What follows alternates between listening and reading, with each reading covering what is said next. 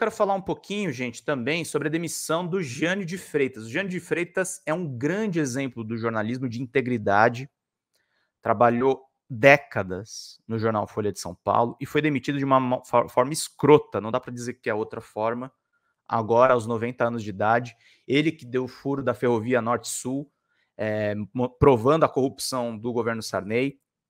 Quando ele era mais jovem, ele cobriu o suicídio do Getúlio Vargas. É um repórter com experiência da geração, o Kiko estava lembrando outro dia, numa live lá do DCM, da geração do Paulo Francis, enquanto o Paulo Francis se tornou um reacionário de direita, pai do Diogo Mainardi, pai dessa geração maldita da direita, que depois vai desembocar no bolsonarismo. O Jânio manteve a integridade, prezou pelo valor do jornalismo investigativo, do jornalismo independente, mesmo trabalhando em um dos maiores jornais do país, que é a Folha de São Paulo. Teve embates com o Luiz Frias, com o Luiz Frias, que é o atual dono, com Otávio Frias, que era o senhor Frias, que foi o pai, o patriarca da família que adquiriu o jornal, e também com Otávio Frias Filho, que era o antecessor do Luiz Frias. Ele sempre teve um embate com os donos da Folha, trabalhando lá na sucursal do Rio de Janeiro, sempre prezou por ética, sempre prezou por valores jornalísticos. E eu quero ler três textos a respeito do Jânio de Freitas. Um do meu querido amigo Leandro Fortes, que passou por veículos de imprensa. Um do Luiz Nassif, que conviveu com o Jânio e brigou com o Jânio em diferentes ocasiões. E um da Cristina Serra, que está trabalhando atualmente na Folha de São Paulo e que vê no Jânio de Freitas uma inspiração para o trabalho dela. Então, vou ler primeiro o texto aqui do meu querido amigo Leandro, lá no DCM, que ele é editor por lá junto com o Kiko. Demissão de Jânio de Freitas, um requiem para a Folha de São Paulo, por Leandro Fortes. Vou ler essa reflexão aqui. Olha lá o Jânio de Freitas. Eu estava lá, para quem não sabe, o Leandro foi militar, tá? Eu estava lá fardado nos estertores da ditadura militar, sentinela, próximo ao muro dos fundos do quartel em Barbacena, fazendo a primeira ronda da noite, metido em coturnos e numa japona de lã. Ouvi ao longe o som da multidão. Era 1984, o movimento das diretas já havia finalmente chegado às geleiras da Mantiqueira, mas no quartel, um internato militar, aquela realidade só existia para uns poucos que pescavam na clandestinidade os jornais que a soldadesca retirava do cassino dos oficiais e o jogava no lixo. Eu tinha 18 anos e eu era um deles. Eu lia a coluna do Jânio de Freitas. Para saber mais, usei da prerrogativa de um cargo, o de presidente da Sociedade Acadêmica da Escola, para fazer assinaturas da Folha de São Paulo e da Veja, para que todos também soubessem. O comando do corpo de alunos me chamou em audiência e queriam saber as razões daquele movimento. Ainda era ditadura militar. As assinaturas duraram só 2 meses, mas eu já havia capturado. No ano seguinte, em 1985, exilado da caserna, dos coturnos e das japonas de lã, estava de volta em Salvador, matriculado no curso de jornalismo da Universidade Federal da Bahia, segui lendo Jânio de Freitas, entusiasmado, como boa parte da minha geração, com o chamado Projeto Folha, tocado por jovens jornalistas, comandado por um jovem herdeiro, Otávio Frias Filho, embora o meu sonho de consumo não fosse a Folha, mas o Jornal do Brasil. O Jornal do Brasil que foi reformado pelo Jânio de Freitas também. Eu cumpria meu turno de estudante pela manhã e meu expediente de repórter na Tribuna da Bahia, pela tarde, e quando anoitecia, me enfurnava na bolorenta biblioteca do velho diário soteropolitano para ler o que chamávamos de jornais do Sul, Folha, Globo, Estadão e Jornal do Brasil, que só apareciam nas bancas da cidade da Bahia depois de 16 horas, e lia o Jânio. Passado 4 décadas, ler Jânio de Freitas e, de certa forma, calibrar a minha visão política pelas análises desse grande jornalista tornou-se uma rotina de aprendizado constante, minha e de várias gerações de jornalistas. A notícia que a Folha o demitiu aos 90 anos pelo motivo torpe da contabilidade, em meio a um dos muitos passaralhos que a empresa vem promovendo, me deixou triste e indignado. No fim das contas, é a revelação final do mau caratismo dessa velha imprensa, torpe, obsoleta e reacionária, que, incapaz de formar quadros de verdade nesses cursinhos de trainee que adotou como filtro de entrada, decidiu se livrar daqueles que ainda lhe conferem algum brilho, sensibilidade e profissionalismo. É a vitória da mediocridade sobre a sabedoria. Curto e muito direto esse excelente texto do meu colega, do meu amigo Leandro Fortes. Vamos ler também aqui o texto do Nassif, que é um cara que conhece muito da história da Folha de São Paulo, que trabalhou nas entranhas do jornal, quando ele era, inclusive, mais plural. Vamos ler aqui esse artigo do GGN. Deixa eu tirar aqui esse negócio da tela. A demissão de Jânio de Freitas e o canto de cisne da Folha, por Luiz Nassif.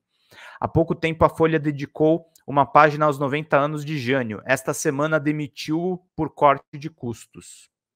Vamos então aqui para o relato do Nassif, que é muito precioso. Meu primeiro contato com Jânio de Freitas foi por volta de 1982, quando chefiava a reportagem de economia do Jornal da Tarde. José Carlos de Assis, que aliás é um repórter investigativo muito bom, que fez alguns freelas para o DCM, produziu um conjunto de matérias arrasadoras sobre a CAPEM, a Caixa de Pecúlios, Pensões e Montépios Beneficentes, que atingia de morte a propalada honestidade militar. Era uma entidade fundada e gerida por militares. Durante dias enviei pautas para a sucursal do Estadão no Rio de Janeiro, pedindo desdobramentos sobre o caso. As pautas nunca foram atendidas. Aí, Jânio, que já trabalhava na sucursal da Folha do Rio, mas ainda não tinha coluna no jornal, escreveu um artigo na página 2 criticando a cobertura e referia-se diretamente ao Estadão. Os mesquitas não gostariam de um furo assim? E por que os jornais nada deram? Lendo seu artigo, imediatamente liguei para a sucursal da Folha no Rio e pedi mais dados para ele, para poder pressionar a sucursal do Estadão a entrar no tema. Sua resposta foi algo ríspida.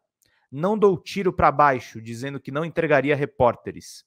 Respondi também rispidamente, então dê tiros para cima. E mencionei a suspeita sobre 2 conhecidos jornalistas, um deles colunista da Folha, que moravam em Nova York e, pelos comentários da categoria, montaram uma espécie de assessoria informal, entrevistando para seus veículos políticos ou personalidades brasileiras que passavam pela cidade. O repórter, o jornalista que o Nassif está se referindo é o Paulo Francis, tá? Na época, passar por Manhattan dava status ao brasileiro. Batemos boca e desligamos no telefone. Minha irmã Inês ficou algo passada, porque trabalhava na sucursal do Rio e adorava Jânio, que, se era implacável com os poderosos, era um paizão, especialmente para os jovens jornalistas. Ele já era uma lenda do jornalismo, como principal responsável pela revolução editorial e gráfica do Jornal do Brasil, que se tornou por muitos anos o mais relevante diário brasileiro e mudou a face da imprensa escrita no país. Aliás, a primeira vez que eu ouvi falar dele foi numa entrevista na TV Manchete, ele falando de Antônio Carlos Magalhães de uma maneira que nenhum comentarista político ousaria fazer. O ACM era muito poderoso na época. Chamou-o de alterofilista da política. Voltei a me encontrar com ele na sucursal do Rio, quando ocupava um cargo de secretário de redação do jornal. Aí o Nassif já estava na Folha de São Paulo, já tinha saído do Estadão depois de criar a agência Estado. O Nassif me contou isso uma vez. Ele ajudou no Estadão a criar a agência Estado, que é a Broadcast, que inclusive é filha do, acho que o herdeiro mais genial dos mesquitas. Genial mesmo, tá? Não tô falando de forma pejorativa. Porque tem aquele Fernão, que é um cara extremamente reacionário, e ele tem um irmão chamado Rodrigo Mesquita. Esse cara, inclusive ele me segue no Twitter, esse cara tem uma mentalidade muito mais crítica a respeito dos jornais. E ele ajudou a criar a agência Estado e a informatização do Estadão. O Nassif sai de lá, vai para a Folha, e na Folha de São Paulo ele ajuda a criar também o Datafolha. Por que eu estou falando todas essas coisas, gente? Porque é importante registrar e é importante que vocês conheçam também a história dessa imprensa, como ela também se torna canalha com o passar do tempo. Achei que o encontro com Jânio poderia reacender alguma mágoa devido ao nosso bate-boca anterior, mas sua reação foi inesquecível. Veio em minha direção para comentar a nossa conversa anterior.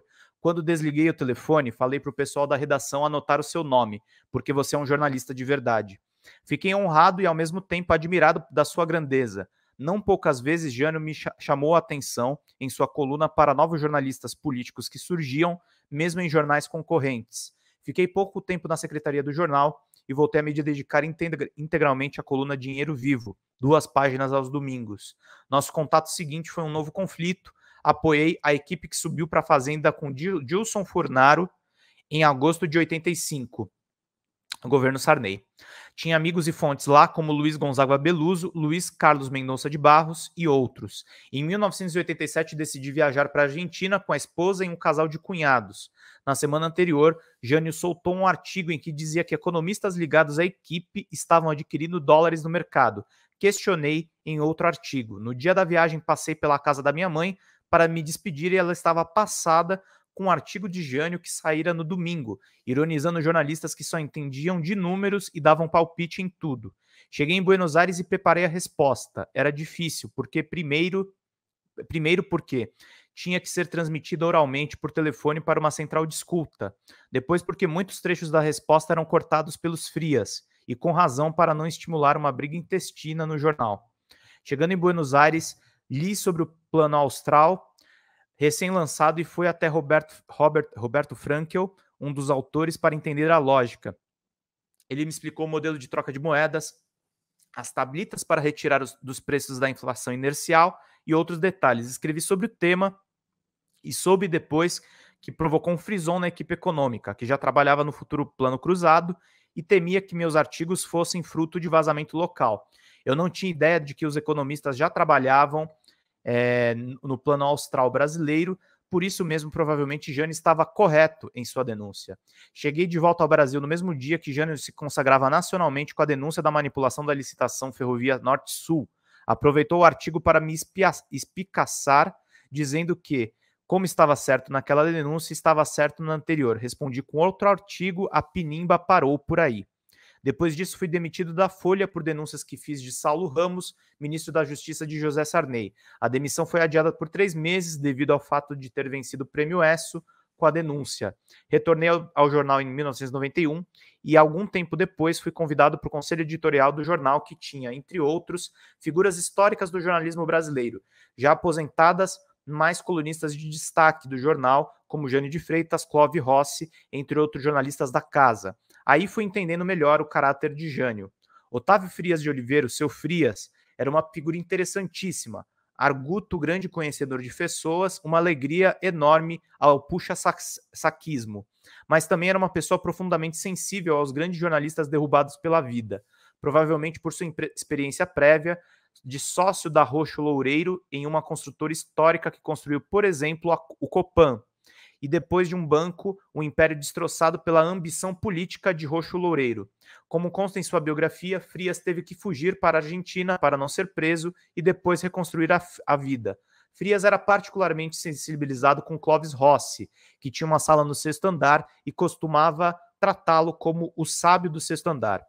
Uma vez me falou de Clóvis, de como chegou ao mais alto posto da mídia, diretor de redação do Estadão, e depois foi demitido com humilhação, impedido de entrar no jornal para pegar as suas coisas. E tudo por motivo político. Talvez seja por isso que Frias aceitasse ser tratado como o sábio do 6º andar por Rossi. As reuniões do conselho se davam em almoços que se iniciavam com uma prestação de contas da administração e depois com discussões sem pauta. Serviam para Frias receber subsídios de como o jornal caminhava e também sugestões esporádicas. Mas era um bom local para análises de personalidade. E Jânio era impecável. Algumas vezes se atritou com colegas que demonstravam uma admiração excessiva por Frias e pelo jornal. Nos almoços era o mesmo Jânio das colunas, seco, objetivo e sem firulas. Chegava no Rio no dia da reunião e muitas vezes vinha mais cedo para o jornal, para uma conversa particular com Frias. Nas nossas conversas descobri uma qualidade pouquíssimo comentada. Na juventude, Jânio foi cantor e chegou a participar do conjunto Os Cariocas, o maior conjunto vocal brasileiro dos anos 50. Quando a Folha iniciou a sua grande guinada para a direita e teve início o processo de limpeza étnico-política do jornal, muitos grandes jornalistas aderiram de forma vergonhosa. Jânio se manteve no jornal, sem perder a dignidade. Aliás, desde que se tornou titular da coluna, sempre manteve posição crítica em relação aos excessos do jornalismo e não poucas vezes se atritou com Otávio Frias Filho, que era o filho do seu Frias. O velho Frias aceitava jornalistas que, como Jânio, com sua independência enriqueciam o produto jornal. Há pouco tempo a Folha dedicou uma página aos 90 anos de Jânio. Essa semana demitiu-o por corte de custos. O argumento é risível. Há tempos, Jânio era crítico da linha editorial do jornal, da guinada para a direita. Algumas vezes conversamos por telefone e ele falava da sua desilusão com a linha editorial do jornal. A reação nacional sobre a demissão talvez tenha sido a maior baque na imagem do jornal e uma pá de cal na esperança de que voltasse a ser o jornal plural das diretas e dos anos 90.